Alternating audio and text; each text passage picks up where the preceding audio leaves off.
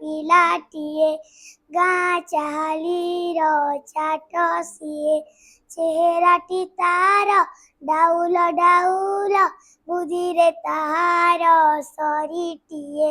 ଛାଡ଼ି ଯାଇଥିଲା ଦିନେ ଝରି ବାହାରିଲା ସିଏ ପାଠ ପଢ଼ି ବାଟେ ଯାଉ ଯାଉ ଖସିଗଲା ଗୋଡ଼ ମହାମାରୀ ତଳେ ଗଲା ପଡ଼ି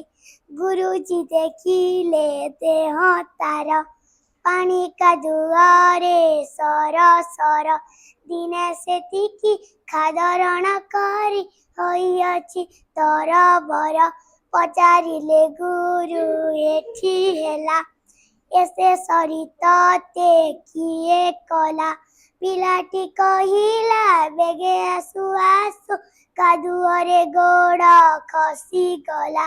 ହେଲା 10 ଭରା ଛୁଟି ବେଲ ସାଥୀ ପିଲା ଡାକି କଲା ମେଲ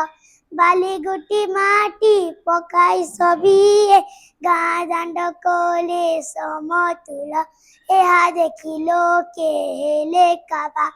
ଡକାଇଲେ ଗୁରୁ ଚାଟ ସଭା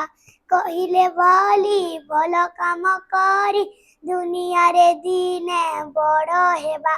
ବଡ଼ ହେଲା ଦିନେ ସେହି ପିଲା ମଧୁବାଲେଶ୍ୱର ବୋଲାଇଲା ଦେଶ ପାଇଁ କେତେ କାମ କରି ସିଏ କାଲ କାଲ ଯଶ ରଖିଗଲା କହିଲା ଜାତିର କାନେ କାନେ